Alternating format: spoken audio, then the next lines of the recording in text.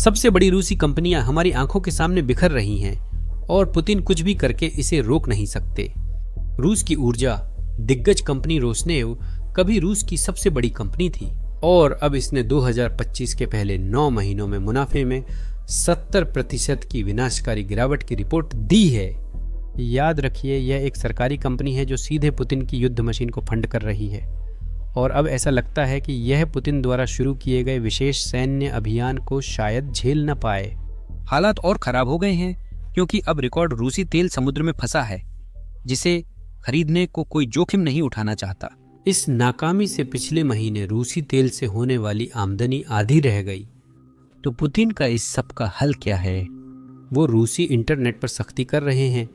ये तो पुराने तानाशाहों की ही तरकीब है। समस्या न सुधारो, बस लोगों को इसके बारे में पता न चलने दो।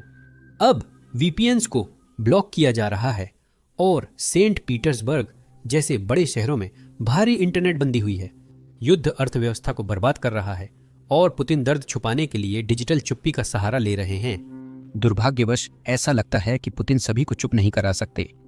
सुनिए आम लोग लिटिल व्लादिमीर के बारे में क्या सोचते हैं। ये वही व्यक्ति है जो सत्ता में खून के सहारे आया। जब वह सत्ता में आया, पनडुब्बी डूब रही थी। कर्स्क विदेशियों ने कहा, हमें इसे उठाने में मदद करने दो। लड़के इन पर दस्तक दे रहे थे। उन्होंने मदद मांगी लेकिन उसने उंगली तक नहीं उठाई। मैं चबा नहीं सकती। साला खून के दम पर सत्ता में आया। माफ कीजिए, बस कीजिए, मुझे नहीं पता भगवान,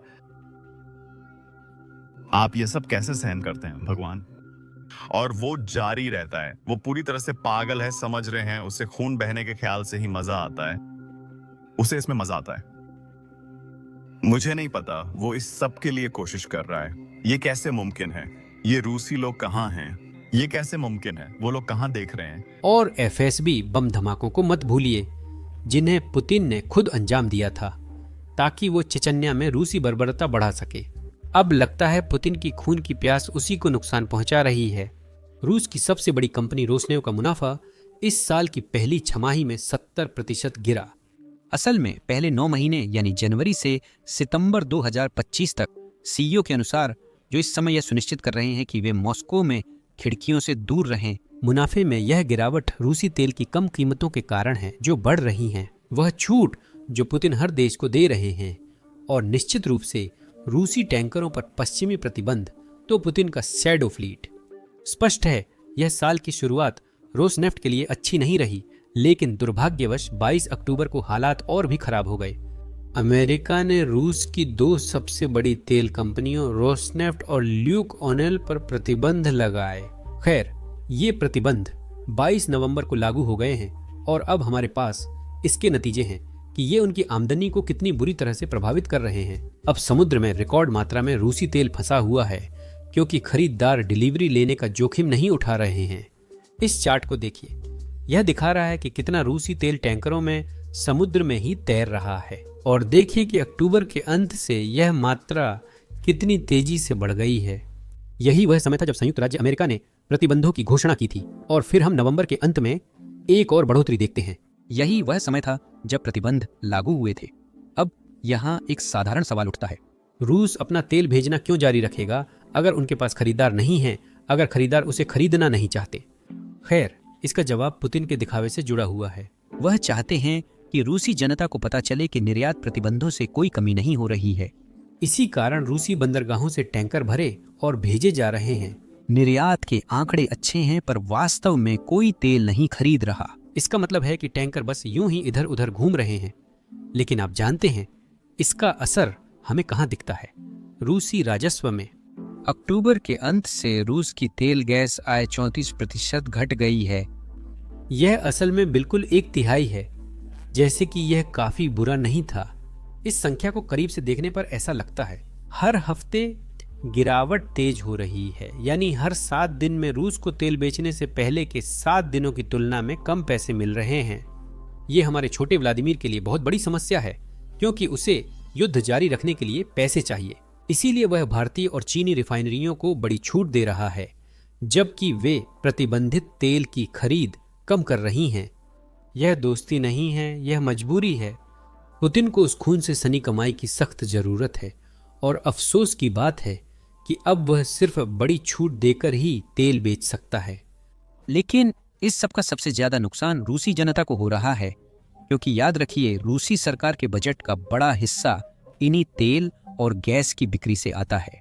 तो अगर पुतिन को वो पैसा निर्यात से नहीं मिल रहा है तो वह उसे कहीं और से हासिल करेगा। पुतिन को बस सत्ता में बने रहने की परवाह है। रूसी लोगों की परेशानी से उन्हें फर्क नहीं पड़ता। सुनिए, मैंने अपने करियर का बड़ा हिस्सा व्लादिमीर पुतिन की केजीबी नजरों से दुनिया देखने की कोशिश में बिताया। मेरे पास एक स्रोत था जिसने मुझसे कहा था कि सुनो, आज का दिन कठिन था, कल और बुरा होगा और हम ऐसे फैसले लेते हैं जो कल को और बिगाड़ देंगे। लेकिन व्लादिमीर पुतिन अभी भी सत्ता में है। वो दिन उनके लिए अच्छा था और शायद वो भी ऐसा ही सोचते हैं। वो बस सत्ता में बने रहना और उससे चिपके रहना चाहते हैं। उन्होंने यहाँ एक गहरा गड्ढा खोद दिया है। लेकिन याद रखिए, पैसा ही वो चीज है जिससे हर तानाशाही गिरती है, या यूं कहें पैसे की कमी से। तो पुतिन रूसी जनता की भावना भले न सोचें, लेकिन युद्ध जारी रखने की परवाह करते हैं। अक्सर तानाशाही सरकारें युद्ध हारने के बाद टिकती नहीं हैं। इसीलिए उन्हें अपनी सेना के लिए सामान खरीदने के लिए पैसे चाहिए और यूक्रेन में मौजूद अपने सैनिकों के लिए हथियार खरीदने के लिए भी पैसे चाहिए। या क्या वह देखता है, यही सवाल है, क्योंकि यही मैं कुछ ऐसा कहने जा रहा हूं जो मैंने कभी सोचा नहीं था कि कहूंगा। पुतिन ने एक ऐसा जीनियस समाधान निकाला है जिसे कोई भी इंसानी दिमाग सच में समझ नहीं सकता। वह समाधान क्या है? वह रूस को फिर से सोवियत काल में ले जा रहे हैं। क्रेमलिन ने रूसी कंपनियों के लिए 14 पन्नों की गाइड जारी की, जिसमें माल के बदले माल अनुबंध बनाने का तरीका बताया गया है। पैसे के लिए सामान बेचने में उन्हें कठिनाई हो रही है। जैसा कि आम रूसी लोग इसे कहते हैं, यह वही पुराना सोवियत युग का बार्टर सिस्टम है, जैसा कि यह गाइड बताती है, जो क्रेमलिन दे रहा है। कंपनियों को मूल रूप से यह निर्देश दिया जा रहा है कि वे तेल के बदले गेहूं बेचें, या तेल के बदले चीनी कारें बेचें, या तेल के बदले निर्माण सामग्री और घरेलू उपकरण बेचें। और सोचिए क्या यह काम कर रहा है इस गाइड के अनुसार। ऐसा लगता है कि कम से कम, और मैं कहता हूं कम से कम 8 लेन देन सफल रहे हैं इस बिल्कुल नए सिस्टम का इस्तेमाल करके, जिसे पुतिन ने बनाया है। दोस्तों, इसमें इतना बताया गया है कि 8000 भी हो सकते हैं, लेकिन हमें सिर्फ 8 लेन देन के सफल होने का पक्का पता है। तो क्या हम कृपया एक पल ले सकते हैं और पुतिन के लिए तालियों की गड़गड़ाहट दे सकते हैं इस आर्थिक नवाचार के लिए जो उन्होंने पेश किया है? मुझे पूरा यकीन है कि अगले साल अब उन्हें अर्थशास्त्र में नोबेल पुरस्कार मिलेगा। दुर्भाग्यवश, हालांकि यह नवाचार पर्याप्त नहीं है। सरकार को अभी भी पैसे की जरूरत है और वह किसी न किसी तरह से उसे हासिल कर ही लेगी। रूसी अधिकारियों ने अभी अभी घोषणा की है कि वे यह सुनिश्चित करने के लिए कुछ कठिन फैसले ले रहे हैं कि रूस इस युद्ध में जीवित रह सके। वो कठिन फैसला है टैक्स बढ़ाना।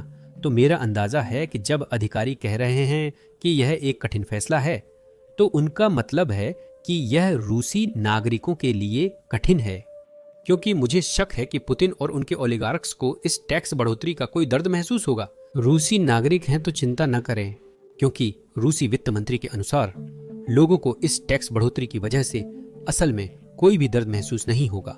ऐसा इसलिए है क्योंकि यह इतिहास में, दुनिया के इतिहास में सबसे कम दर्दनाक टैक्स बढ़ोतरी में से एक है। मैं मजाक नहीं कर रहा हूं, जरा सुनिए। मूल्य वर्धित कर मेरी राय में सबसे कम दर्दनाक टैक्स है। हाँ बिल्कुल, यह कीमत में शामिल है, लेकिन सख्त मौद्रिक नीति को देखते हुए मुझे यकीन है कि हम इस टैक्स बदलाव को महसूस नहीं करेंगे। ये टैक्स बदल रहा है। मेरी रूसी अच्छी नहीं है, इसलिए उनका मतलब नहीं जानता। जब वे कहते हैं कि लोगों को दर्द नहीं होगा, क्या उनका मतलब है कि लोग पहले से ही गरीब हैं? उनके पास पैसे नहीं हैं तो टैक्स बढ़ने की चिंता नहीं करनी चाहिए। 0 का 10% भी शून्य है, 0 का 20% भी शून्य है। उन्हें किसी चीज की चिंता करने की जरूरत नहीं है।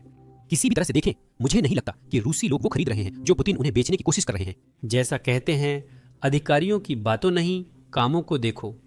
तो इसका मतलब है कि अगर पुतिन सच में मानते कि यह इतिहास का सबसे कम दर्दनाक टैक्स बढ़ोतरी है, तो वह रूसी इंटरनेट को बंद नहीं कर रहे होते। दिसंबर की शुरुआत रूस के बड़े शहर सेंट पीटर्सबर्ग में इंटरनेट बंदी से हुई थी। ना तो टेलीग्राम चल रहा था और ना ही व्हाट्सएप। लोग सिर्फ वही वेबसाइट्स खोल पा रहे थे जिन्हें पुतिन चाहते थे कि वे खोलें। इसमें उनकी पसंदीदा अखबार की वेबसाइट, उनकी पसंदीदा क्रेमलिन टीवी वेबसाइट और जाहिर है सभी सरकारी एजेंसियों की आधिकारिक वेबसाइट्स शामिल थीं। और आप लोग कमेंट कर रहे थे कि रूस एक देश नहीं है। अगर ये आज़ादी नहीं है तो फिर और क्या है, मुझे नहीं पता। सिर्फ इंटरनेट ही नहीं है जिसे पुतिन निशाना बना रहे हैं, वो वीपीएन को भी निशाना बना रहे हैं। ये एक तरीका है जिसका इस्तेमाल रूसी लोग करते हैं ताकि वो हमारे जैसे चैनलों और उन दूसरे न्यूज़ चैनलों से सारी खबरें पा सकें जिनके बारे में पुतिन नहीं चाहते कि उन्हें पता चले। इस रिपोर्ट पर नज़र डालिए। अब रूसी लोग इंटरनेट एक्सेस खो रहे हैं क्योंकि वीपीएन के खिलाफ लड़ाई और तेज हो गई है। अगर internet provider VPN traffic detect करे तो कनेक्शन काट देता है और डिवाइस की डीएनएस सेटिंग चली जाती है। यह एक तरह की सेटिंग है जिसकी आपको इंटरनेट से कनेक्ट होने के लिए ज़रूरत होती है। इस सेटिंग के खो जाने के कारण आप इंटरनेट खो देते हैं, सब कुछ बंद हो जाता है, कुछ भी लोड नहीं होता, वेबसाइट या सर्च इंजन भी नहीं, सब बस बफर करता है। हाँ, मैंने आप लोगों को पकड़ लिया। हालांकि पुतिन के लिए दुर्भाग्यवश यह उल्टा पड़ रहा है क्योंकि अब कुछ रूसी लोग बहुत खुले तौर पर अपनी विरोध की आवाज उठा रहे हैं। यहाँ देखिए, हमारे पास एक रूसी लड़की है जो शिकायत कर रही है कि अभी रूस में रहना ऐसा है जैसे प्राचीन समय में रहना। तो ये बहुत बुरा है, हम अलग हैं। घर से निकलते ही मेरा फोन ईंट जैसा बेकार हो जाता है, कुछ नहीं चलता। मैं पेट्रोल पंप पे कार्ड साथ रखती हूँ क्योंकि मोबाइल इंटरनेट नहीं चलता। अभी कॉफी शॉप भी गई थी, मैं भुगतान नहीं कर पाई क्योंकि ना उनका टर्मिनल, ना मोबाइल इंटरनेट, ना वाईफाई काम करता था। इसलिए मैं खाली हाथ लौट गई क्योंकि ना कार्ड और ना क्यूआर से भुगतान कर सकती थी, मुझे नकद चाहिए था। अब सबको फिर से कॉल करनी पड़ रही है और अब मैं कार में बैठी हूँ और रेडियो सुन रही हूँ। कम वक्त, क्योंकि मेरे पास इंटरनेट नहीं है और मैं अपने पसंदीदा गाने नहीं चला सकती। कभी कभी चुपचाप गाड़ी चलाना रेडियो सुनने से बेहतर लगता है अभी के लिए। शायद मैं कैश के खिलाफ भी नहीं हूँ, अगर चाहें तो आप टैक्स भी ना दें। लेकिन एक और समस्या है, वहाँ कभी भी कम वक्त छुट्टे नहीं होते। अगर आप 5000 के नोट के साथ आ जाए। मैंने अभी तक तय नहीं किया कि इसका क्या करूं। मैं शॉपिंग सेंटर में थी, वहां भी कुछ नहीं खरीदा क्योंकि छोटे व्यवसायों के टर्मिनल फिर से इंटरनेट ना होने के कारण काम नहीं करते और नतीजतन नुकसान किसे होता है? उपभोक्ता को नहीं बल्कि छोटे व्यवसाय को। फिर से क्योंकि मैं इन चीजों के बिना भी काम चला लूंगी, असल में मैं खरीद नहीं पाई और पैसे भी नहीं निकाल पाई। देखो, मैं थोड़ी आलसी हूँ, बाकी लोगों जैसी नहीं हूँ। बस इतना ही दोस्तों। यहाँ बहुत सारा डेटा है। जब पहले उत्तरदाता घटनास्थल पर पहुंचे तो उन्होंने मलबे से लोगों को बचाना शुरू किया। उन्होंने देखा कि 2 और 13 साल के 2 बच्चे मलबे में फंसे थे। दुर्भाग्यवश यह नई बात नहीं है। रूस पिछले कुछ वर्षों से बच्चों को निशाना बना रहा है और अब रूस के अंदर भी कुछ रूसी लोग सवाल कर रहे हैं कि आखिर पुतिन ये सब क्यों कर रहे हैं। वे सवाल कर रहे हैं कि क्या इस युद्ध में वास्तव में रूसी ही बुरे लोग हैं और ये सब कुछ क्रेमलिन टीवी पर हो रहा है। देखिए, मैं डोनाबास में पैदा हुआ था और हमारे पास है। मैं डोनाबास में जन्मा था। हम बहादुर पायनियर्स और यंग गार्ड की कहानियों पर पले बड़े हैं क्योंकि ये सब वहीं हुआ था। जब मैं बच्चा था मुझे जीना पोर्टनोवा, जोया कोस्मोडेमियांस्काया और दूसरों के बारे में बताया गया था। जब मुझे बताया गया कि फासिस्टों ने हमारे हीरो जीना पोर्टनोवा और जोया कोस्मोडेमियांस्काया को कैसे मार डाला तो मैं बेहद दुखी हो गया था। मुझे वो अब भी याद है। तो ठीक है, ये किशोरों और बच्चों के प्रति अमानवीय रवैये पर था, चाहे उनके काम कितने भी वीर हों। उनकी वीरता के बावजूद क्या आप वीर अग्रदूतों की तुलना उन लोगों से कर रहे हैं जो रिले कैबिनेट्स में आग लगाते हैं? सुनिए, अग्रदूत फासिस्टों के लिए आतंकवादी और विध्वंसक थे, इसलिए फासिस्टों ने उन्हें फांसी दी थी। अलेक्सी गेनेदिएविच, क्या आपने रूसी राज्य की तुलना फासिस्ट राज्य से की? क्या मैंने सही सुना? क्या आप ही ऐसा कह रहे हैं? मैं फिर दोहराता हूँ, मैं अपने अनुभव बता रहा हूँ। इवान, मुझे उन पर दया आई। मुझे समझ नहीं आया कि लोग बच्चों से इतने क्रूर कैसे हो सकते हैं। ये बिल्कुल भी सही नहीं है। और अब हमारा देश, हमारा वतन जिसे भगवान ने संरक्षित किया है, 14 साल के बच्चों को उम्र कैद की सजा देने का सुझाव दे रहा है। अब ऐसी कहानियां भयानक होती हैं, लेकिन दुख की बात यह है कि यूक्रेन में ऐसी बहुत सारी घटनाएं हो रही हैं कि मैं पूरी बात दिखा भी नहीं सकता। यहाँ यूट्यूब पर स्वतंत्र निर्माता होने के नाते हमारे पास यूट्यूब पर मुख्यधारा समाचार चैनलों जैसी सुविधाएं नहीं हैं। मतलब अगर हम आपको कुछ बहुत ग्राफिक चीज दिखाते हैं तो यूट्यूब या तो हमारे वीडियो पर प्रतिबंध लगा देगा या उसे पूरी तरह से हटा देगा। हम पूरी कोशिश करते हैं जितना हो सके कवर करें। फिर भी यह निराशाजनक है कि मुख्यधारा की मीडिया, जिन्हें यूट्यूब पर ज्यादा विशेषाधिकार मिले हैं, रूस के युद्ध अपराधों की रिपोर्टिंग से इनकार करती है। शायद वे डरे हुए हैं या इसमें उनकी दिलचस्पी नहीं है। इसलिए हमने बिजनेस बेसिक्स शुरू किया। यह हमारा खुद का प्लेटफॉर्म है जहां हम उन खबरों को कवर करते हैं जिन्हें लेगेसी मीडिया या तो कवर करने से इनकार कर देती है या फिर उनमें उनकी कोई दिलचस्पी नहीं होती। सबसे अच्छी बात यह है कि इस वेबसाइट पर हमारे ऊपर कोई पाबंदी नहीं है। हमने इसे शुरू से खुद बनाया है, तो यहाँ YouTube की तरह कोई रोक टोक नहीं है। यहाँ ड्रोन धमाका या रूसी काफिले के यूक्रेनी रक्षकों द्वारा तबाह होने को सेंसर नहीं करना पड़ता। सबसे अच्छी बात है कि हमें कुछ भी सेंसर नहीं करना पड़ता। विज्ञापनदाता इसे पसंद नहीं करते, लेकिन हम इस वेबसाइट पर विज्ञापन नहीं चलाते, इसे आपके समर्थन से चलाते हैं। तो अगर आप ऐसे कवरेज में रुचि रखते हैं तो कृपया basicsinsider.com पर जाकर बिजनेस बेसिक्स जरूर देखें। आप लिंक का उपयोग करें या स्क्रीन पर दिख रहे QR कोड को स्कैन करें। साइन अप करने पर आपको ऐसा कंटेंट मिलेगा जो हम YouTube पर पोस्ट नहीं कर सकते। और इसके अलावा आप हमारे चैनल और हमारी कवरेज को भी सपोर्ट करेंगे। तो आपका बहुत बहुत धन्यवाद। मेरा नाम सैम है और मैं आप लोगों से अगली वीडियो में मिलूंगा।